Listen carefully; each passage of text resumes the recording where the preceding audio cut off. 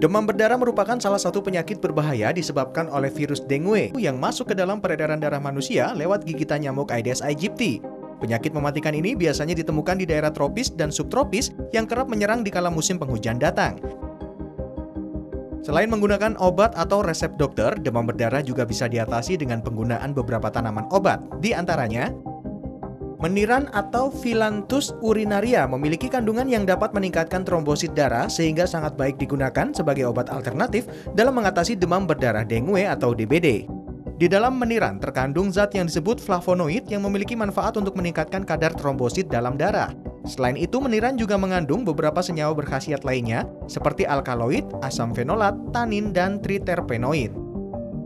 Sama halnya dengan meniran, kunyit atau nama latinnya Curcuma domestica ini juga bermanfaat untuk mengobati demam berdarah.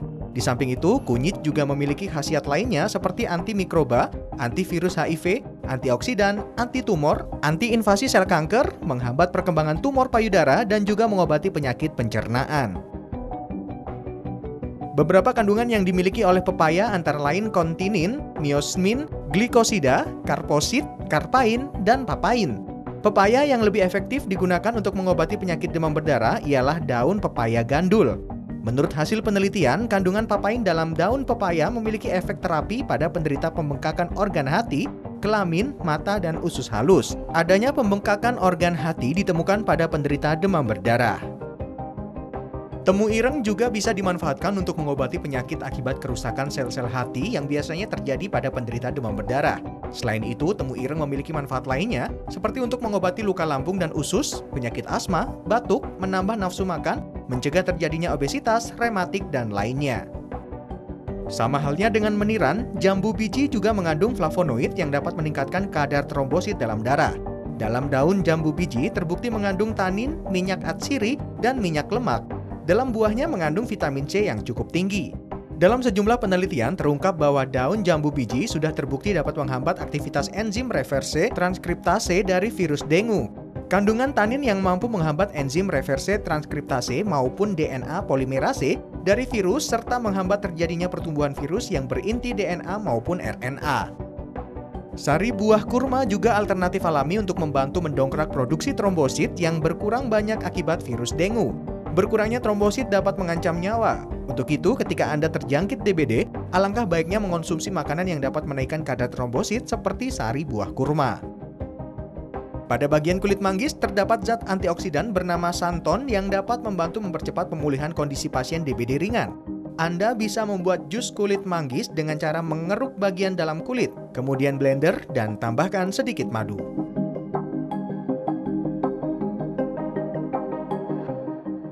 Terima kasih Anda masih bersama kami di Lobby Belajar Lebih Memahami, dan tema untuk malam hari ini kenali ancaman demam berdarah.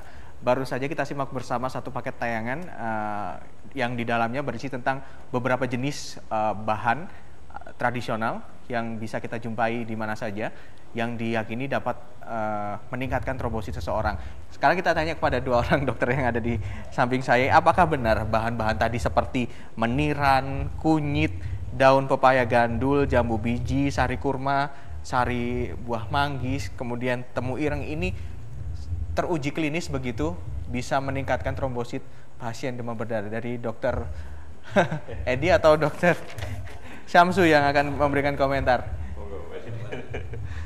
Untuk obat-obatan tradisional ya, obat-obat tradisional ya kita memang kita harus ya percaya karena pengalaman seperti itu. Kemungkinan ya kalau dari sisi medis kita prinsip pengobatan DBD atau DHF ini adalah rehidrasi. Ya. Prinsipnya rehidrasi karena adanya terjadinya kebocoran pada plasma ya, otomatis pasien ini akan jatuh dalam kondisi syok kalau seandainya kita kekurangan cairan ya. Kemungkinan yaitu tadi apa yang dikatakan Dr. Syamsu juga, minuman-minuman tradisional seperti itu manfaatnya adalah rehidrasi cairan, mencukupi cairan yang hilang seperti itu. Kalau perkara dia meningkatkan trombosit, ya mungkin Pak Samsu bisa. Ada yang ditambahkan Dokter Samsu? Evidence base-nya belum ada.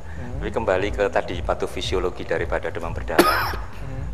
Karena terjadi ekstravasasi, gak keluarnya darah dari intravaskuler keluar, maka ini yang harus diganti. Proses penggantian yang paling mudah adalah tadi disampaikan Pak Edi, cairan. Kita bermain di cairan. Cairannya bisa lebih spesifik, Dok? Kalau orangnya masih memungkinkan untuk makan, minum, tidak mual muntah, boleh air putih, air manis, teh, boleh, silakan. Tapi kalau tadi saya sampaikan gejala daripada demam berdarah, panas tinggi. Kalau dia setiap kali naik 1 derajat, 38, 39, maka tubuh juga akan mengeluarkan cairan, sehingga harus diganti. Belum lagi kembali ke patofisiologinya lagi, harus ada cairan yang masuk, sehingga kalau itu cairannya terpenuhi, ya insya Allah akan tertolong bagus. Kembali tadi yang jambu merah yang diyakini oleh masyarakat kita, dengan mungkin adanya pemahaman seperti itu, jadi dia punya keinginan untuk minum ya, minum, sehingga ini juga akan memperbaiki daripada tadi ini plasma linkage loh, terjadi pengentalan daripada darahnya, sehingga dengan pemberian cairan itu dia akan kembali seperti semula. Itu harapannya begitu. Tapi kalau dengan minuman masih belum baik, apalagi sakit perut, mual, muntah, panas masih tinggi, satu-satunya adalah dengan infus. Gitu ya. Karena untuk menggantikan cairan yang bilang itu tadi ya. Iya. Jadi rehidrasi itu akan meningkatkan trombosit otomatis ya. Jadi sembuh atau tidaknya ya kita lihat dari trombositnya ya, dari trombosit dan hematokrit ya, hematokritnya itu untuk masuk dalam self limited. Jadi dia akan recovery sendiri, self limited, asal milieu lingkungan tubuhnya dijaga gitu ya. Baik, Dok, kalau melihat pasien yang rata-rata datang ke rumah sakit itu sudah ada di fase pertama dan kedua begitu ya, Dok ya. Bagaimana pesan mungkin dari Dr. Samsu dan Dr. Edi untuk masyarakat kita jika ada di lingkungan mereka, baik itu keluarga ataupun mungkin tetangga yang memiliki gejala-gejala tadi, sebaiknya apa upaya yang pertama kali dilakukan? Dari Dr. Samsu dulu. Hati-hati, panas itu hanya simptom, hanya gejala. Apalagi pada anak-anak, panas yang tinggi 1-2 hari tidak turun-turun. Mungkin sudah memberi makan, sudah memberi minum dan sebagainya, sudah berusaha dari orang tua seperti itu. Masih juga belum turun, hati-hati. Tolong segera ke pusat layanan pertama. Apakah ke puskesmas supaya dievaluasi. Ini panas tinggi sudah 2 hari, sudah di macam-macam, masih belum ada perbaikan.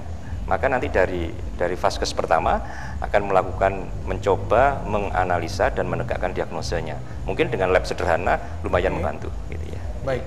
Jadi kalau sudah ada demam tinggi sampai 2 hari berturut-turut tidak turun juga, sebaiknya langsung diperiksakan ke puskesmas terdekat paling tidak. Iya. Gitu ya, Dok ya, supaya tidak lebih parah lagi kondisinya. Betul. Oke, baik.